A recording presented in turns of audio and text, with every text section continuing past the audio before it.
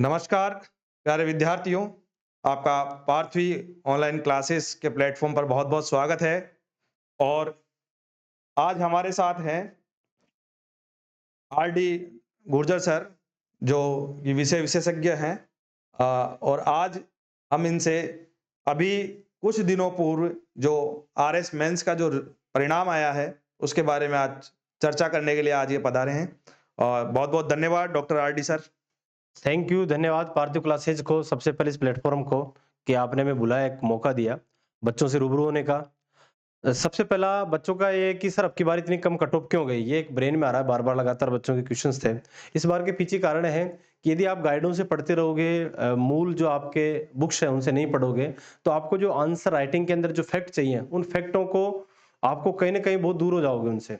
तो अब इससे पता पड़ रहा है कि अब की बार इतनी कम कट ऑफ क्यों गई, क्योंकि जो एग्ज़ामिनर चाहता है, जो उसकी इच्छा है, उसके अनुरूप जो है आप आंसर देने में कामयाब नहीं रहे कहीं न कहीं। इसलिए इस परसेंटेज का गिरावट का बहुत बड़ा इफ़ेक्ट आपको देखने को मिला। लेकिन जो पास हुए हैं उनको बहुत-बहुत स्वागत है, जो अब इंटरव्यू देंगे, जो 2000 प्लस विद्यार्थी पास हुए हैं, उनके लिए किन-किन बातों का ध्यान रखना है मॉक इंटरव्यू में लेके, उन चीज़ों को लेके चर्चा करने के लिए आज हम यहाँ पे इस मंच पे आए हैं। तो मैं सबसे पहले आपको किन-किन बातों का ध्यान रखूँगा, सबसे पहले मैं लोकेश जी से शुरू करूँगा। जी सर, आपके जो क्या-क्या क्वेश्चन्स हैं, उनसे एक-एक पे चर्चा करते हैं अपन।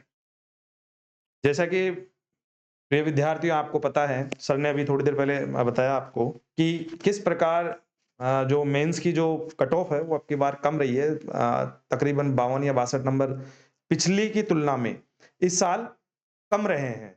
तो उसका मुख्य कारण क्या है? जैसे कि सर ने बताया कि जो बुक्स हैं उस पर ना रहकर, और बहुत सारे और अन्य कारण भी रहे हैं। इन्हीं के संबंध में आगे चर्चा को आगे बढ़ाते हुए सर से जानते हैं आज कि जो मुख्य परीक्षा के लिए जो विद्यार्थी जो एलिजिबल हुए हैं, उन्हें अब साक्षात्कार जो इंटरव्यू है, उसके लिए किन-किन मुख्य बिंदुओं का ध्यान रखना चाहिए? कौन-कौन से प्रश्न साक्षात्कार में पूछे जा सकते हैं? कौन-कौन किस-किस से संबंध में जानकारी उनसे चाही जा सकती है? इसी संबंध में आज सर से बात करते हैं।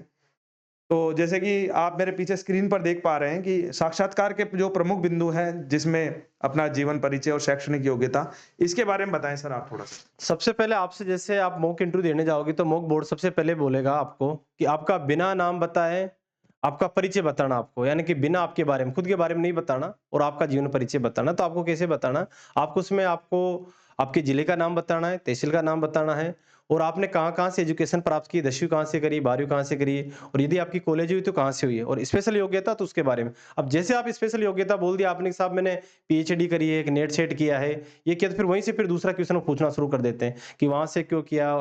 वहाँ से क्या था? कितनी परसेंटेज रही? तो फिर उसके बारे में, इर्द-गिर्द की उसके बारे में आस-पास की जानकारी होनी चाहिए आपकी। बात समझ में? तो सबसे सबसे पहले जो आपका जो मेन है अपना जीवन परिचय। जीवन परिचय को इतना सॉलिड रखना है आपको, उसमें टू द पॉइंट बोलना है आपको। मेरा नाम ये है, अगर वो बोलते हैं कि बिना नाम के बताना है तो आपको आपकी डायरेक्ट योग्यता बतानी है और आपका कौन-सा अटेम्प्ट है वो भी बोलना है आपको। मेरा दूसरा अटेम्प्ट है, तीसरा अटेम्प्ट है और मैं दूसरी बार साक्षात्कार के लिए आया हूँ। तो ये जीवन परिचय हो गया आपका। जी सर।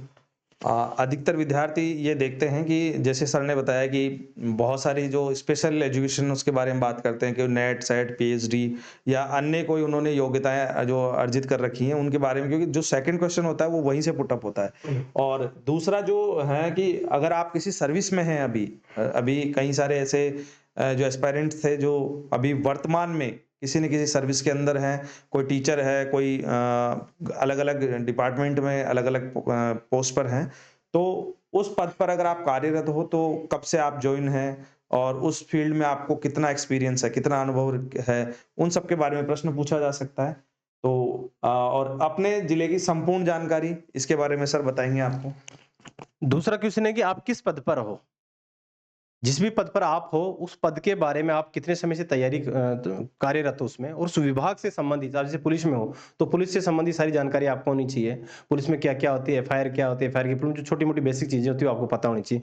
कितने लंबे समय तक कहाँ-कहाँ पोस्टिंग रही, वहाँ पर क्या-क्या चीज़ों का आपने जो है सामना करना पड़ा आपको। जैसे मान लीजिए आप सब इंस्पेक्टर हो ऑलरेडी और सब इंस्पेक्टर से आप प्रमोट हो या अलाइड आरएस हो, तो अलाइड आरएस में कौन से डिपार्टमेंट पे हो आप, या मान लीजिए आप एजुकेशन में हो, तो लेक्चर हो 3rd ग्रेड में हो, 1st ग्रेड में, तो उससे संबंधित सारी चीज़ें होनी चाहिए। उसमें कितनी छुट्टियाँ छुट्टियाँ आपकी वेतनिक है, वेतनिक सारी चीज़ें, उनके बारे में आस-पास की सारी जानकारी होनी चाहिए। अब आपसे फिर दूसरा, जैसे एजुकेशन में आप मान लीजिए 1st ग्रेड के लेक्चर हो या फिर आप मान लीजिए कॉलेज लेक्चर हो, कॉलेज लेक्चर में आपका चयन और आरएस में आप इंटरव्यू देने जा रहे हैं, तो सीधे से आपको क्वेश्चन होगा उनसे कि उधर 6000 पे ग्रेड है, इधर 5400 पे ग्रेड है, आप जो है 6000 पे ग्रेड की नौकरी छोड़ करके 5400 में आ रहे हो। तो बहुत सारे तो उनका आपके ब्रेन में सेटअप होना चाहिए कि मैं उसका आंसर बहुत सजगता से दे सकूं। मान लीजिए आप इंजीनियरिंग सर्विसेज में कोई जेएन हो, आईएन है, तो उससे संबंधित आपका कहाँ पोस्ट आपकी रही है, उससे संबंधित आपका पूरा कंप्लीट नॉलेज अच्छे से आप उसको आंसर को दे सके, तो उसके आसपास की सारी जो है चीजें आपको मेंशन करते हुए याद रखनी है। फिर इसमें जो तीसरा क्वेश्चन है सर का, अपने जिले की संपूर्ण जानकारी। जिस भी आप जिले से आते हो और जहां से आपने एजुकेशन प्राप्त करी, एक तो वो मान लीजिए आउट ऑफ राजस्थान से एजुकेशन प्राप्त करी है, तो वहां की संपूर्ण जानकारी होनी चाहिए। मान लीजिए आपने दिल्ली से करी, तो दिल्ली में स्पेशल चीजें जो है वहां के बारे में जानकारी होनी चाहिए, वहां की पहाड़ियां वगैरह जो है, राष्ट्रपति भवन है, संसद है, सारी चीजें हैं। किस यूनिवर्सिटी से की, दिल्ली यूनिवर्सिटी तो कब स्टेबल हुई, कब मान लीजिए बिरला से करिए या बनसली यूनिवर्सिटी से की कोई लड़की है, तो उसके बारे में सारी चीजें, यानी आपने जहां से एजुकेशन प्राप्त, मान लीजिए किसी ने नवोदय विद्यालय से करी, तो नवोदय विद्यालय का क्वेश्चन आ जाएगा फिर आपके दिन। किसी ने मान लीजिए सैनिक स्कूल से करी, तो सैनिक स्कूल का क्वेश्चन पुटअप हो जाएगा। तो जहां से आपने एजुकेशन ली, एक तो उस जिले से संबंधित संपूर्ण जानकारी। दूसरी बात, जिस जिले के आप निवासी हो उसकी हिस्ट्री, उसका कल्चर, उसकी राजनीतिक व्यवस्था, उसकी भौगोलिक व्यवस्था, उसमें स्पेशल चीजें देखने लायक क्या है। स्पेशल मान लीजिए कोई हिस्टोरिकल पैलेस है, कोई स्पेशल स्मारक है, जैसे कोई जयपुर जिले का बच्चा जाता है, तो जयपुर में 3-4 हमारे किले हैं स्पेशल। अभी जयपुर में राइजिंग राजस्थान हुआ, स्पेशल करंट में कोई है।